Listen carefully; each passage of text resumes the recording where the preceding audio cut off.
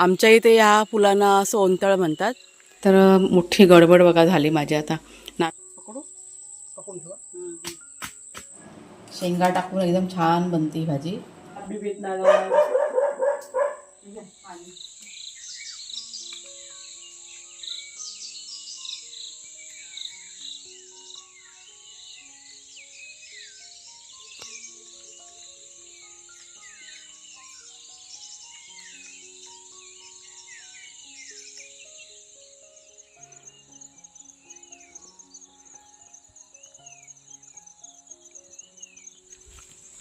सकाळी सकाळी असं फिरलं का बरं वाटतं ना जरा. नमस्कार मित्रमैत्रिणींनो, मी प्रिया पवार आणि खूप खूप स्वागत करते साधा स्वयंपाक या आपल्या चॅनलमध्ये. तर पावसाने की नाही थोडीशी विश्रांती घेतलेली आहे, त्याच्यामुळे सकाळी सकाळी आज फिरायला आलो होतो, म्हणजे चालायला आलो होतो. आणि आता आम्ही निघालो आहे घरी जायला. तर वाटेत की नाही भरपूर अशी फुलं फुललेली दिसली माळावरती. पिवळ्या रंगाची फुलं आहेत, गुलाबी रंगाची फुलं आहेत. सगळीकडे अशी फुलांची ना चादर पसरलेली आहे. हां, सुरुवात झालेली आहे आता फुलाला. तुम्हाला मी दाखवते पटकन. आणि तुम्ही ओळखा, त्यांचं नाव वगैरे सांगा तुम्ही मला कमेंट करून.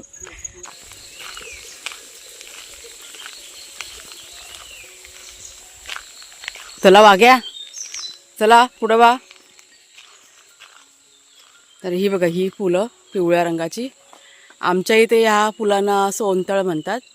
आता तुमच्या इथे काय म्हणतात ते सांगा मला कमेंट करून. अशी सगळीकडे बघा आता ठिकठिकाणी अशी फुलं आता फुललेली आहेत. आणि दुसरी पण असतात गुलाबी रंगाची फुलं, ती पण फुललेली दिसली, दाखवते तुम्हाला मी. इथे दिसत नाही आहेत कुठे. सोनतळ सोनतळ. चला चला वाग्या घरी. ह्या साईडला पण आहेत. छान वाटतं, पिवळा रंग एकदम असं पसरलेलं दिसतं ना, छान दिसतं एकदम. आणि धुकं आता कमी झालं आहे थोडंसं. मगाशी आम्ही आलो तर इतकं धुकं होतं ना, बापरे, अशी वाट नव्हती दिसत, इतकं धुकं पसरलेलं तिकडे तिकडे. एक प्रकारे वाटतं थंडीची चाहूल लागली काय असं वाटतं.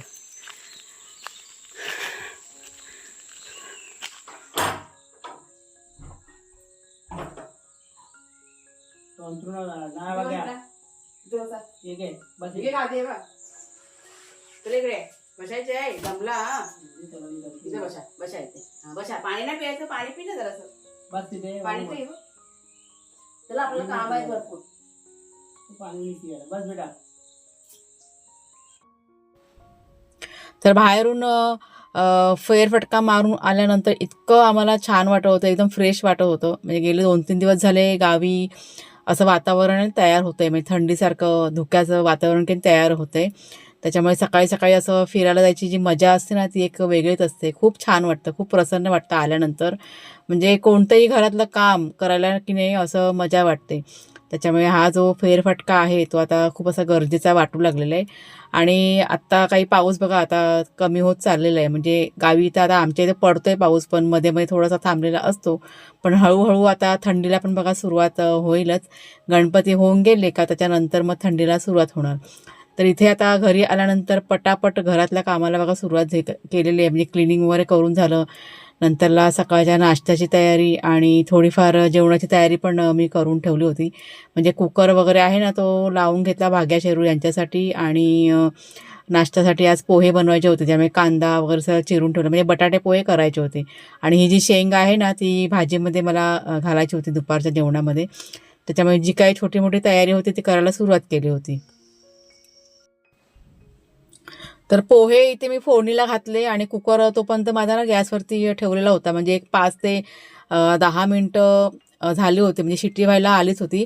आणि तितक्यात एकाएकी ना एकदम जोरात अशी वाफ यायला सुरुवात झाली. मला असं वाटलं अगोदर की शिट्टी होती का काय, पण नंतरला बघितलं सगळीकडे जिकडे-तिकडे ना असं पाणी उडालं. म्हटलं अंगावरती, म्हटलं पाणी कुठलं उडते, म्हणून मग लक्ष दिलं मी कुकरकडे. बघते तर तो जो वाल असतो ना तिथून सगळं पाणी येत होतं. आणि एका क्षणाला मला काही समजलंच नाही की असं काय होतंय. पण नंतर माझ्या लक्षात आलं की कदाचित तो वाल आहे ना खराब झालेला असेल. तर मोठी गडबड बघा झाली माझी आता. नाश्ता बनवते मी. हे दिसतंय तुम्हाला सगळं गॅसवरती पाणी उडालेलं. कुकरचा हे काय झालं म्हणतात, कुकरचा वाल आहे ना खराब झाला. तर नशीब मी ते होती म्हणून बरं झालं, नाही तर बाहेर जर का असती तर सगळं हे झालं असतं. हे बघा सगळं किचन पूर्ण घाण झालं, पाणी सगळं उडालं. हे बघा, चला आता काय गॅस बंद केला पटकन. अय शेरू, झोप येते? ओ शेरू, शेरूला झोप येते. आणि हा बघा आपला वाघ्या, वाघोबा. आज वाघ्याची आपली तब्येत ठीक झालेली आहे, पण तरी पण डॉक्टरांना आम्ही फोन लावून बोलवणार आहे आता. हां घेते वाघू. चला ह्यांना आराम करू देत. नाश्ता इष्ट झाला आहे सगळ्यांचा करून. आता मी बघा चालले आहे आपल्या बागेमध्ये. मगाशी पाऊस पडत होता, आता बघा हलकं हलकं असं ऊन आलेलं आहे, त्याच्यामुळे पटकन बागेचं काम आहे ना होऊन जाईल. तर सांगते तुम्हाला, गेले 2 दिवस काही काम नाही केलेलं आहे. 1 मिनटं. हे चाफ्याची फुलं बघ, किती फुलं आहेत. 1 2 3 भरपूर आहेत, वरती पण आहेत. आपण नंतरला, आता नाही, संध्याकाळी काढायचे.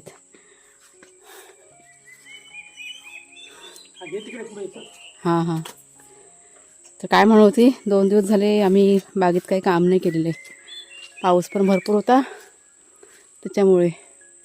इथे पण चाफा फुलला. हां, इथे पण चाफा आला, ह्या झाडाला पण दिसतंय. हां, तर ही आपली जी घेवड्याची वेल आहे ना, ती पडले. सगळ्यात आधी तिला उभी करायची. आणि हे जे झाड बघा आपलं ऑल स्पायसेसचं झाड लावलेलं, त्याची पण वाढ होत नाही आहे. लावलं तेव्हा थोडंसं वाढलं होतं, आणि आता असे आम्हाला समजतं की खुंटल्यासारखी वाटते. त्याच्यामुळे हे जे झाड आहे ना, ते पण दुसरीकडे लावायचं आहे. रिपॉटिंग काय म्हणतात त्याला. मागे बघा सीताफळाचं लावलं ना, ते झाड आपलं छान झालं. तुम्हाला मी दाखवते थोड्या वेळाने. पण हे आता नाही करणार आहे, हे झाडाचं हे संध्याकाळी करणार. ही बघा, ही आपली घेवडाची वेल. पानं कशी हे झाली. 1 मिनटं मी जरा ना मदत करते कुणाच्या पण. 1 मिनटं. ही काठी घेऊन येऊ का आधी. नको.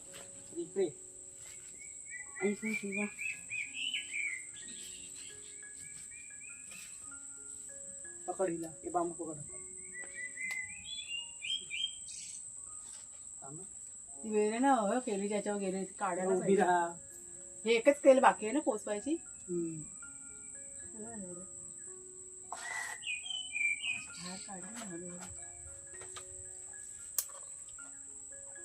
वरती चालली केलेला पकडला नाही. थोडीशी हे कमी असं कट करून टाक. केलेला पकडला नाही. आता बरोबर बरोबर फिरवायचे तुटली तर तुटली नवीन लक्षात. कट करून टाकते काय परत येईल नवीन. जमीन आहे ना ओली आहे ना, त्यामुळे हे जायला लागते. जशी इथल्या इथेच गुरफटून टाकायला पाहिजे.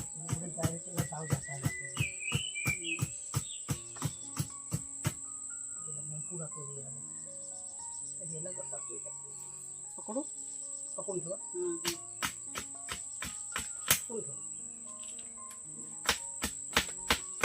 हा पान माझ्या हातात ह्याला कोयता. बाबा ह्याला हे बघा 1 मिनटं थांब. ही बघा गोगलगाय. ह्या गोगलगायनी अशी सगळी पानं बघा खाऊन टाकलेली आहेत. खूप त्रास आहे गोगलगायचा. इथे पण आहे ना वरती. हां, वरती पण आहे. ही बघा इथे हा किडा आहे, नाही गोगलगायच आहे हे. ती पानं खातात. धर तिथून कोयता मार.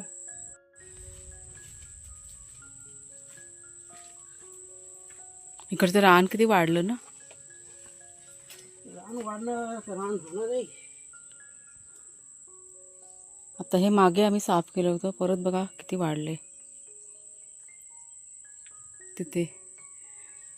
आता असं इकडचं करत करत जायचंय खाली.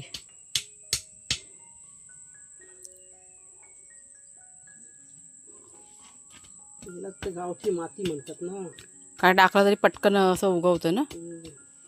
काय पण असं पावसामध्ये तर काय विचारूच नका. मुंबईला तुमच्या थोडी आहे, थोडी आहे. चांगली वेल झालेली, पण गोगलगायनी सगळे हे केले. आता स्प्रे करायला पाहिजे. काही नको व्यवस्थित ते बी नंतर बघूया त्याला. आता पहिला हिला नीट व्यवस्थित हम्म. पकडूया. सगळी ना ती पडली होती खाली आणि केळीच्या ह्याच्यावरती पण गेली होती. त्याच्यामुळे आता अशी उभी केली, होईल आता ती व्यवस्थित. आता गोल झालेत बघूया काट्या. हां आता व्यवस्थित झाले. आणि आता ही एक चोळीला काठी उभी करूया. ओके. रान निकालो भाई, रान निकालो.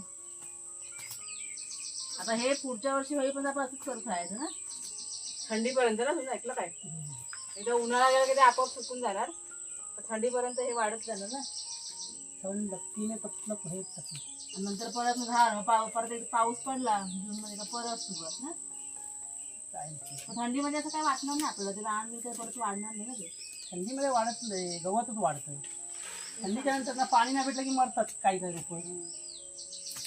पाण्याची येत ना काय करायचं.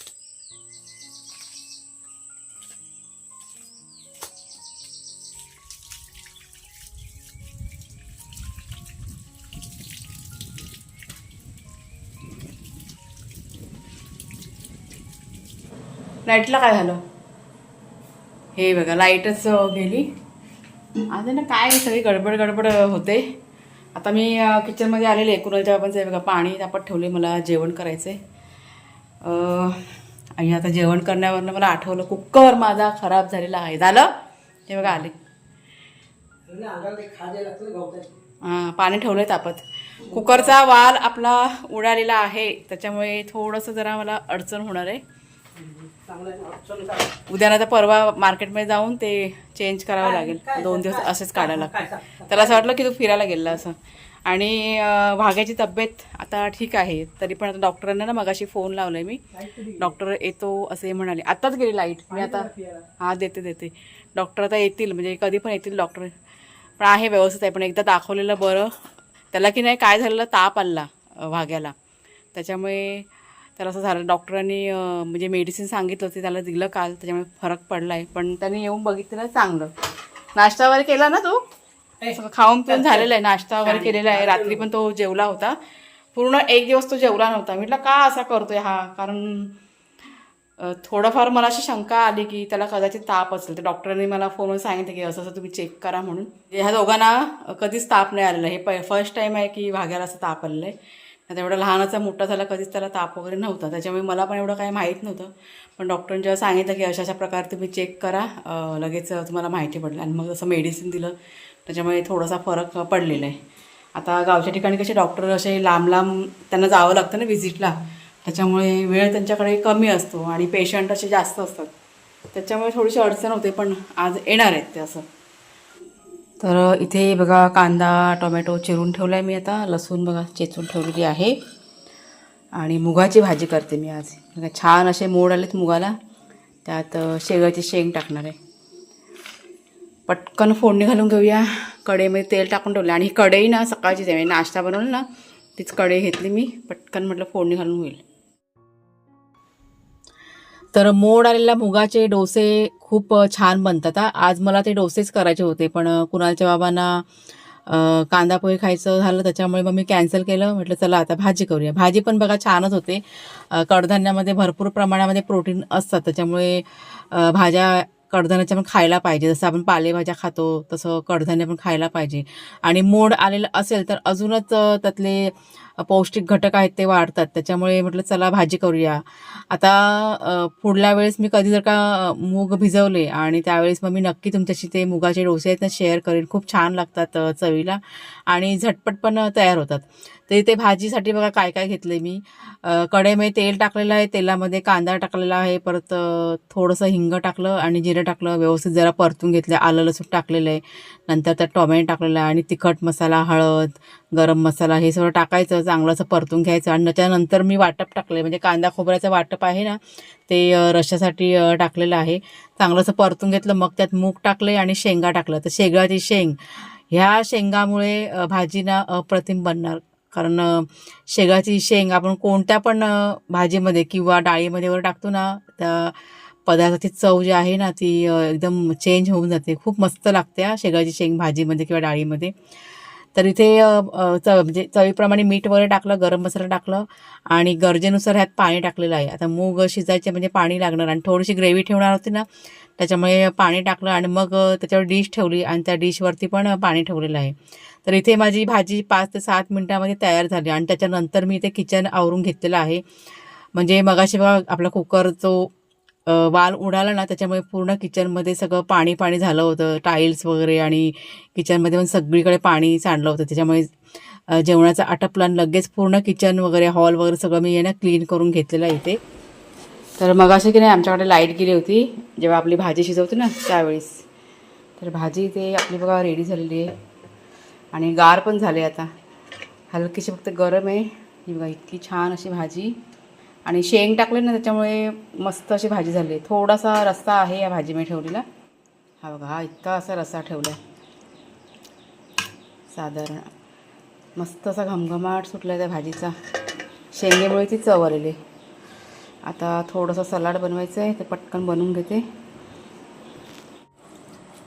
थोडीशी जास्त दिसते, 2 वेळची एकदम केलेली आहे. शेंगा टाकून एकदम छान बनते ही भाजी.